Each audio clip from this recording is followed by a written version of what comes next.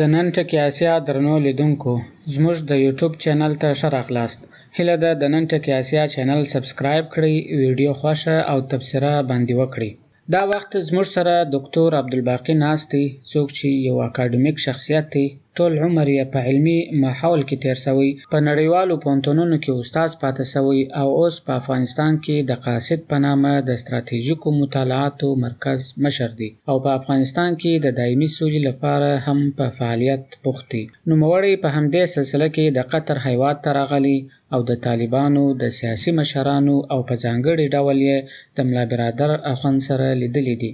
نو ډیره مننه ډاکټر صاحب چې موږ ته وخت راکړ. په پیل کې که دا راته ووایاست چې تاسو قطر ته راتګ او بیا دلته د طالبانو سره لیدنې او تاسو پر څه وغږېدلاست او څه تاثر مو واخیستی د دې ملاقاتونو څخه؟ بسم الله الرحمن الرحیم. زه خو تاسې نه مننه کوم چې ستاسې د لارې ستاسې د صفحې هغه لیدونکو او لوستونکو سره ومو او د فرصت مو راکړو. نن ورځ افغانستان کې چې د جنګ څخه ډېر کلونه تېرېږي او د دې جنګ روزمره کوم ضررونه چې دی هغه افغانانو ته متوجه دي او افغانان ټول د دې اوږد جنګ نه ستړي شوي. سوله یو اساسي ضرورت دی دلته. زما راتګ قطر ته هم په همدې خاطر و چې موږ دلته د دفتر د مشرانو سره کینو، د سولې په هکله او د هغې د ضرورت په هکله سره وغږېږو او دا خپل نظرونه او د افغانستان د خلکو نظرونه دلته منعکس کو، کوم چې او په هغه قدمونو هم وغږېږو کوم چې په اوس وخت کې د سولې دپاره پکار دي. د هغه موضوعاتو نه چې دلته مطرح کړل دا چې ټول افغانان مطلق اکثریت په دې نظر دی چې د امریکایانو موجودیت په افغانستان کې د جنگ د تداوم او استمرار سبب دی. په افغانستان کې سوله نشي راتلی تر هغه وخته پورې چې خارجي قوتونه د افغانستان په مځکه شته. د دې قوتونو د وتلو دپاره تلاش کول، فشار جوړول او هغه لارو باندې تلل چې امریکایان هم د قناعت پکې تقویت شي چې د افغانستان نه وتل د سولې دپاره مفید دي. د افغانستان کې د سولې دپاره د منطقي او حتی د امریکایانو نفع هم په دې کې ده. په دې خبره موږ ډېر بحث وکړو چې په امریکا کې دوه نظره وجود لري. یو دا چې ځینې وایي چې د افغانستان نه وتل د امریکا په نفع نه دي. اروپا کې هم یو انداز پورې د نظر شته او په افغانستان کې هم ځینې کړۍ چې هغه د سولې کې تیږه اچول غواړي هغه هم امریکایانو ته وایي چې تاسې مه وځئ. موږ د دې دفتر سره خبره په دې وکړه چې د دې ضرورت دی چې داسې د قناعت ورکولو او ډیپلوماسي انداز کې رول ولوبول شي چې دغه نظر په امریکا کې تقویت شي او هغه څوک چې د امریکا کې سیاست جوړوي هغه تقویت شي چې د افغانستان نه وتل د دوی په نفع دي. ځکه که د افغانستان نه دوی ونه وځي او هغه دوی هلته پاتې شي یا دا نظر تقویت شي چې دوی پاتې کېدل په افغانستان کې د دوی په نفع دي، نو افغانستان به د ډېر نور مدت دپاره هم تر څو د امریکا په د سیاست مدارانو یا هغه څوک چې تصمیم نیسي د هغې کې د تغییر راشي چې د دوی وتل د افغانستان نه په نفع دي. بنان دغسې کار کول چې هغه څوک چې سیاست جوړونکي دي یا د سیاست په جوړولو باندې مؤثر دي دا کوشش باید وشي. مطالعاتي مراکز باید د کوشش وکړي هغه مطالعاتي مراکز چې غرب کې دي د هغوی سره تماس د نظر تقویه کول په منطقي انداز کې چې د دوی وتل د دې ځای نه د منطقي په نفع دي او د دې استدلال کول چې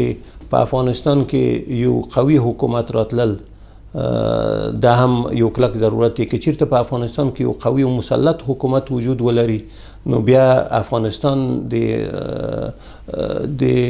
سیمې د هیوادونو هم د نړۍ د هیوادونو د منافعو لپاره تهدید هم نه جوړیږي. دوهمه خبره چې په هغې باندې موږ خبرې وکړې هغه هم د افغانانو ترمنځ تفاهم د آینده په هکله، ځکه چې یو مشکل خو دا دی چې امریکایان په افغانستان کې شته، خو بل مشکل دا دی چې او هغه د په تیرو وختونو کې هم امریکایان نه وو افغانانو سره جنګ کولو، نو دا دی چې افغانان خپل منځ کې سره تفاهم وکړي او دا چې دوی یو بل سره ومني او په افغانستان کې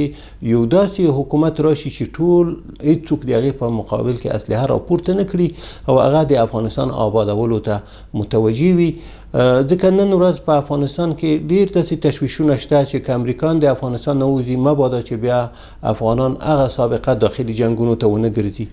موږ دلته د سیاسي دفتر د مشرانو سره دا خبره وکړه چې د افغان ولس دغه تشویشونه پورته کول پکار دي، ځکه افغانان به تر څه وخته پورې پردی ته په خپل مځکه کې ځای ورکوي چې څو افغانان خپل منځ کې سره جنګونه کوي.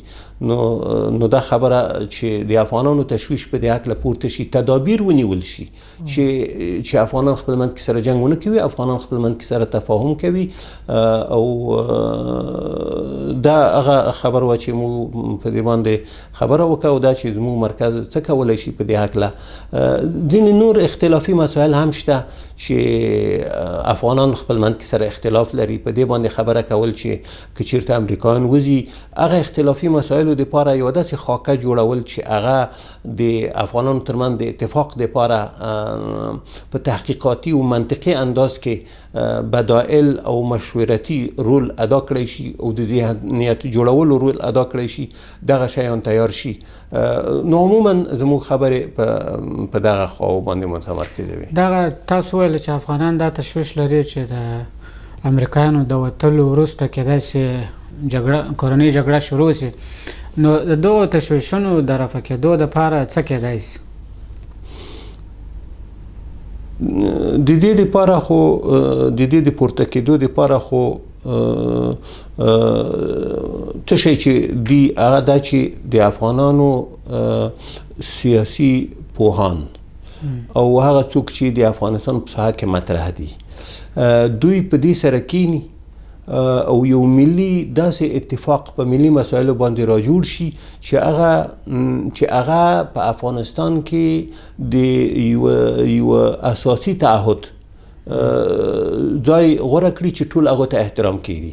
چې هغه کې اساسي مشکلات چې سبب د جنگ او اختلاف کېږي هغه پکې حل شوي وي. مثال په شکل سره کوم شی چې وایم دا چې د افغانستان د حکومت شکل څرنګه وي، په دې باندې سره اتفاق وکړي، په دې سره اتفاق وکړي چې د زعامت تعیین په افغانستان کې څرنګه به کېږي، په دې کې چې د افغانستان د نظام شکل چې پارلمان به څرنګه وي او آیا ځینې کسان مختلف نظریات په افغانستان کې شته، هغه نظریات پیش دي چې موږ عملی مرحلې ته د حکومت کې راشو د هغه په هکله تصور سره موحد شي. نو د افغانستان سیاسي نخبه که چیرته په دې شیانو سره اتفاق وکوي دا په بشري انداز کې د دې دپاره ضمانت کولی شي چې افغانان به بیا چې په دې اساسي نقاطو کې سره متفق وي نو بیا به دوی وسلې ته لاس نه وړي. د دې دپاره چې افغانان خپل منځ کې سره جګړه ونه کړي، یو بل ضمانت دا دی چې په افغانستان کې قوي او مسلط حکومت منځته راشي، ځکه چې افغانستان کې ډیر مشکلات چې راغلي هغه د ضعیف حکومت په نتیجه کې راغلي چې هغه د افغانستان په ګوټ ګوټ باندې تسلط نه لري، نو هغلته بیا د ډیرو نورو مشکلاتو سبب شوی، بیا دا دې ته هم لاره هواره کړې چې ځینې ملکونه چې په افغانستان کې د خپلو حسابونو تصفیه کوي هغه وتوانېدی چې افغانستان ته راشي او په افغانستان کې بیا مداخله وکوي. نو که چیرته په افغانستان کې یو قوي مرکزي حکومت چې په اوسني وخت کې کلک ضرورت یې منځته راشي نو هغه به د دې فرصت بیا پرې نږدي چې بیا ډلې کوشش وکړي چې هغه بیا په افغانستان کې هم امنیت خراب کړي او یا هم د سیمې هیوادونو دپاره هم مزاحمتونه جوړ کړي. زه فکر کوم دا دوهم هغه شی دی، خو دا ټول افغاني مذاکراتو ته ضرورت لري چې افغانان خپل منځ کې سره په دې خبره وکړي. د افغاني مذاکرات د چا او د چا ترمنځ کېږي؟ ځکه موږ په افغانستان کې اوس دوه نظام لرو. یو هغه نظام دی چې د امریکایانو د راتګ سره راغلی دی او هغه د کابل حکومت دی، او بل خواته طالبان دي. نو آیا دغه افغانان چې سره کښېني یا د افغاني مذاکرات چې نومول کېږي، دا به هم د دې دوو جهتونو ترمنځ یا د دې دوو نظامونو چې تر اوس په جګړه کې دي سره د دغو دوو ترمنځ به کېږي، او که به نور جهتونه یا نور اړخونه مختلف دا به هم د افغاني مذاکرات نه خو تفسیرونه مختلف دي. یو تفسیر خدا دی چې طالبانو هیئت او د حکومت هیئت سره کینی، دا یو نوع تفسیر دی چې افغاني مذاکرات تفسیروي. دوم نوع تفسیر د افغاني مذاکرات دا دی چې د افغانستان کې د سیاسي او مطرح نخبه سره کینی د افغانستان د مشکلاتو نه وتلو لار. او دریم تفسیر یا ضرورت چې د افغاني مذاکراتو کې دی هغه دا چې په مختلفو قضایاو کې ځینې اهل نظر کسان کینی او د هغوی په د فکر په انداز کې په دې فکر وکړي چې افغانستان د دغه مشکلاتو دپاره چې هغه سبب د جنگ کیږي او یا هم شوي دي د هغې د حل دپاره څه لارې لري. زه په دې نظر یم چې په دغه دریو مستویاتو خبرې پکار دي، چې دغه دوه مستویات چې دي چې یو هم متخصصین په دینو مسایلو کې کینی او هغه د مسایلو د حل دپاره لارې راوسنجوي، او بل دا چې سیاسي نخبه د افغانستان چې هغه کې حکومت ته لنډ کسان هم پکې وي، طالبانو ته لنډ کسان هم پکې وي، او نور د ملت د سیاسي جوړښتونو کسان پکې وي، دا مشورتي نقش ادا کړي، ذهنیت جوړونې رول ادا کړي، او د دې رول ادا کړي چې کله تصمیم گیر مذاکرات کیږي د تصمیم گیر مذاکراتو لپاره دا بدائل جوړ کی او دا مختلف لارې جوړ کی. زه په دې نظر یم چې په اوس وخت کې دغه متخصصینو او د سیاسي نخبه مذاکرات باید شروع شي او ترڅو دا لاره دې ته هواره کړي چې مطرح او تنفیذي جهتونه وتوانیدی شي هغه مشورې چې په دې انداز کې راشي هغه بیا تطبیق ته بوزي. ځکه چې که اوس وخت کې د طالبانو هیئت د حکومت د هیئت سره کینی او هغه په مشخصو مواقفو باندې دواړه طرفونه تمرکز وکړي، زه فکر کوم چې بیا به دواړه طرفونه اتهامات کوي چې دغه بل طرف سوله نه غواړي او په حقیقت کې به سوله متضرره شي د هغې په نتیجه کې. زه د دې ضرورت وینم چې دلته یو په مشورتي انداز کې د افغانانو ترمنځ مذاکرات د منبت نه د وتلو، حتی د خارجیانو وجود هم چې دا ووځي د هغو شرایط څرنګه شي، په ډېر مسایل چې په دې هکله شته دي په هغې هکله دوی نظر ورکړي او هغه نظر په حتی د طالبانو د سیاسي دفتر د ذهنیت په ترتیب کې او په کابل کې چې کوم د حکومت د ذهنیت د دې په ترتیبولو کې نظرونو لنډولو کې به دا کمک شي. خو که چیرته دغه دوه مرحلې د افغاني مذاکرات چې ما مطرح کړل دا ونه شي، زه فکر کوم چې کامیابېدل د دوه ټیمونو کېناستل په یو میز باندې کېدای شي ډېر بمبستونه ځان سره ولري او کېدای شي په ځای د دې چې ډېر خلک خو تمرکز په دې کې چې دا په کار دی، خو زه وایم چې د فایدې په ځای هغه ضررونه د پروسې ته را جوړ نه کړي. ستاسو په نظر د راتلونکې مرحلې لپاره تر ټولو ښه سیناریو څه ده؟ زه خو فکر کوم چې یو خبر خو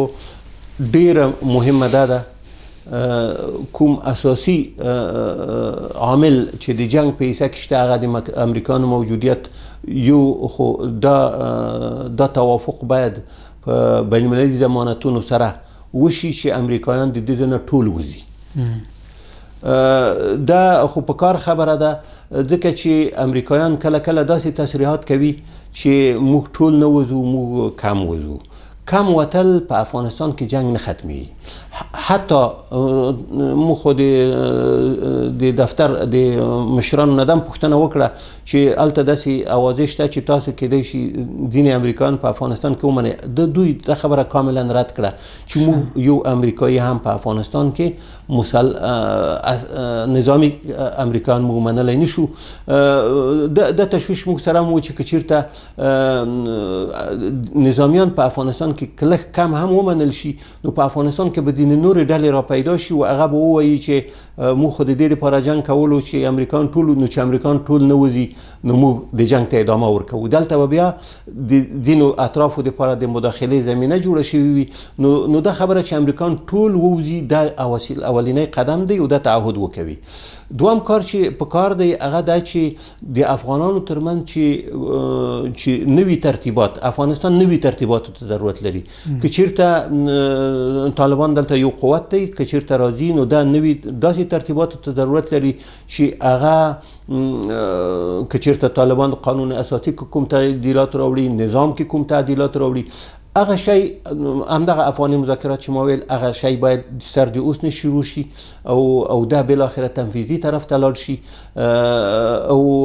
په افغانستان کې یوه موقته داسې مرحله رامنځته شي چې د هغې په نتیجه کې دغه توافقات چې د بین الافغاني مذاکراتو په نتیجه کې کیږي هغه عملی شي او دغه موقته مرحله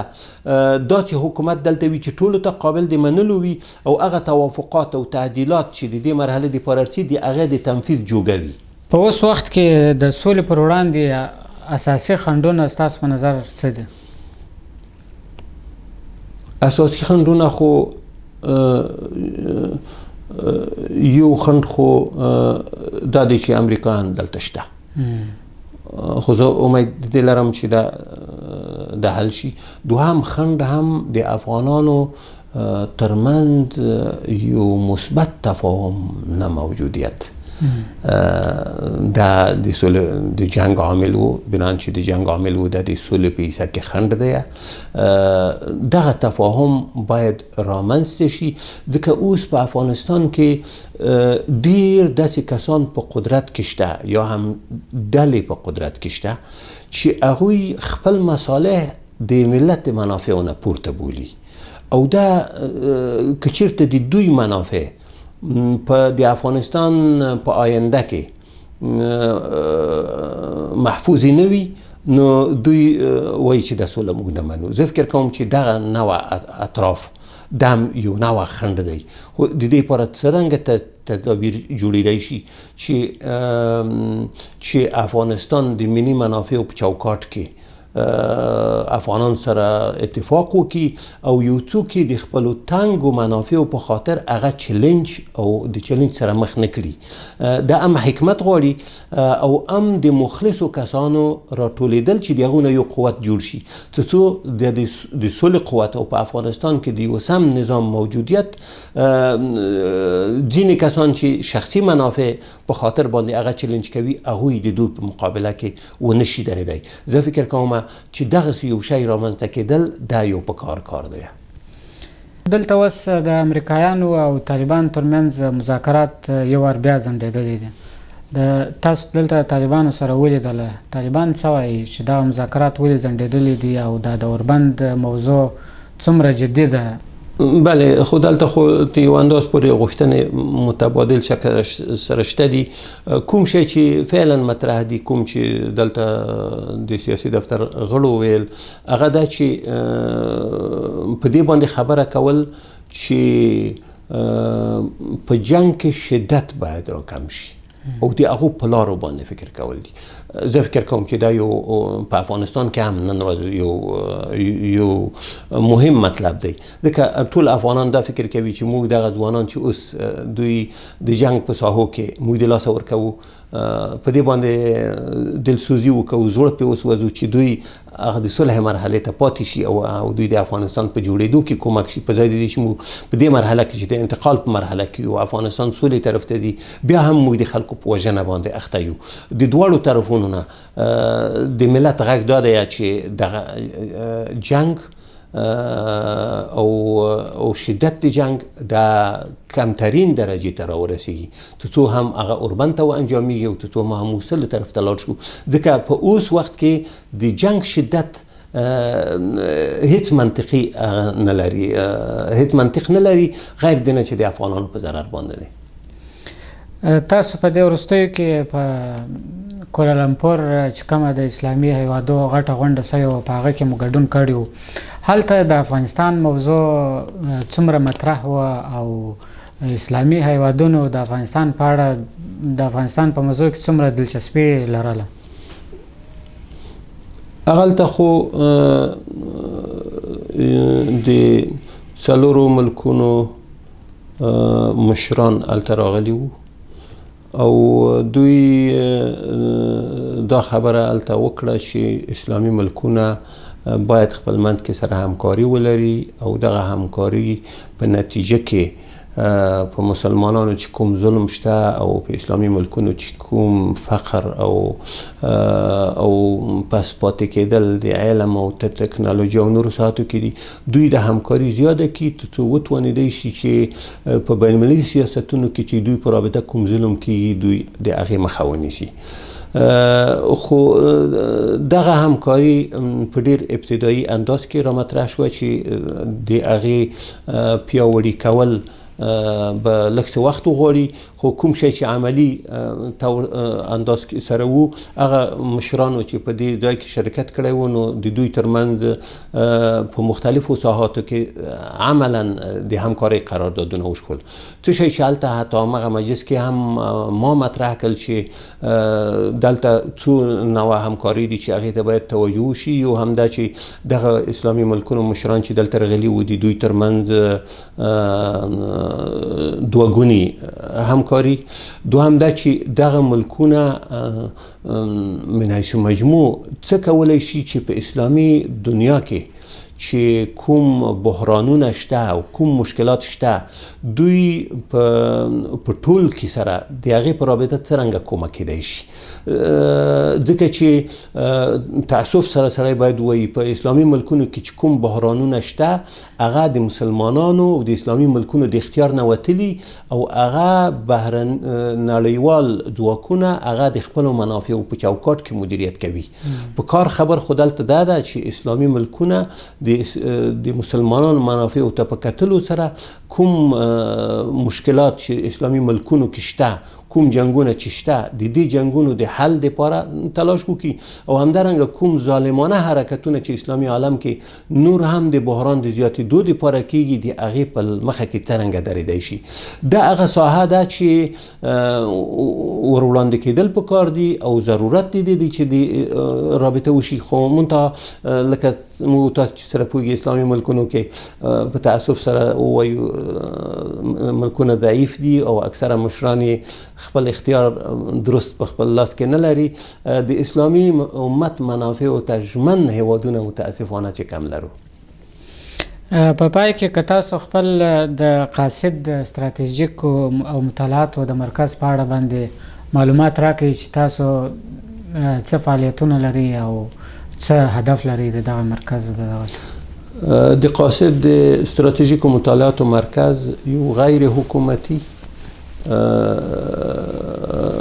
مرکز دی چې هدف یې دا دی څرنګه وتوانیدی شي په افغانستان کې د وضعیت د ښه والي په طرف مختلفو ساحاتو کې کار وکړي، البته د څېړنې او تحقیق په ساحه کې. موږ فعلا